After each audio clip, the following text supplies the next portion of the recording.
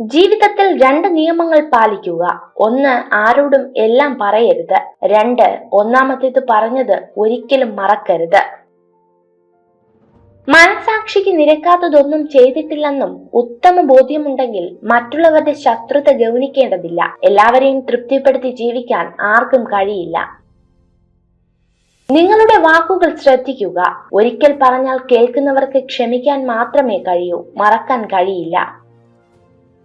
ഏറ്റവും വിലപിടിപ്പുള്ള വസ്തുവാണ് വിശ്വാസം. നേടിയെടുക്കാൻ കാലങ്ങളോളം വേണ്ടിവരും, നഷ്ടപ്പെടുത്താൻ നിമിഷങ്ങൾ മാത്രം മതി.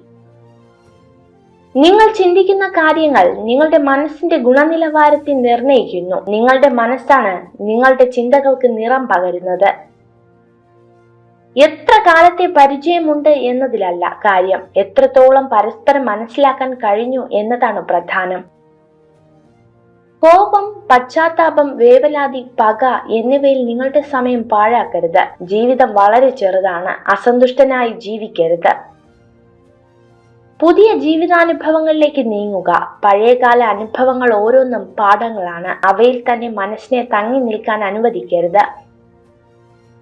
മറ്റുള്ളവരുടെ ജീവിതത്തിലേക്ക് മാത്രം നോക്കുന്ന വ്യക്തികളുടെ ജീവിതം ഇരുട്ട് നിറഞ്ഞതായിരിക്കും.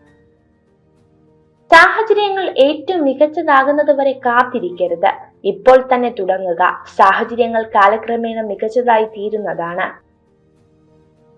പരിശ്രമിക്കാൻ മടിയുള്ളവർക്ക് എല്ലാം അസാധ്യമാണ്, എന്നാൽ പരിശ്രമശാലികൾക്ക് എല്ലാം സാധ്യമാണ്.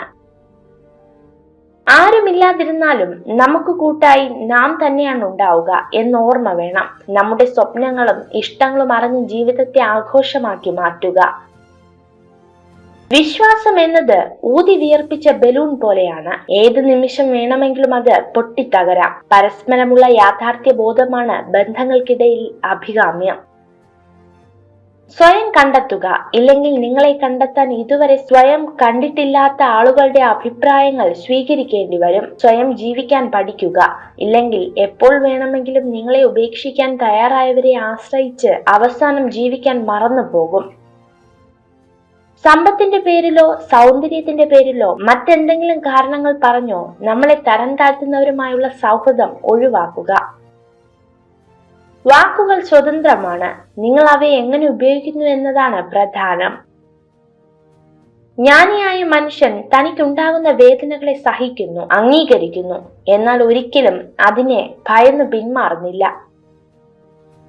നമ്മൾ കേൾക്കുന്നതെല്ലാം അഭിപ്രായങ്ങളാണ്, വസ്തുതകളല്ല. നമ്മൾ കാണുന്നതെല്ലാം കാഴ്ചപ്പാടുകളാണ്, സത്യങ്ങളല്ല. ഒരു സ്ത്രീ നിങ്ങളോട് സംസാരിക്കുമ്പോൾ അവളുടെ മുടിയിൽ ഇടയ്ക്കിടയ്ക്ക് തൊടുന്നുണ്ടെങ്കിൽ അവൾ നിങ്ങളെ സ്നേഹിക്കുന്നു, നിങ്ങളുടെ ശ്രദ്ധ കിട്ടാൻ ശ്രമിക്കുന്നു എന്നാണ് അർത്ഥം.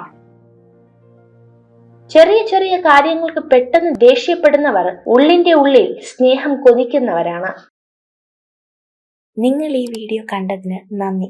ഇതുപോലുള്ള കൂടുതൽ വീഡിയോകൾക്കായി ചാനൽ സബ്സ്ക്രൈബ് ചെയ്യൂ.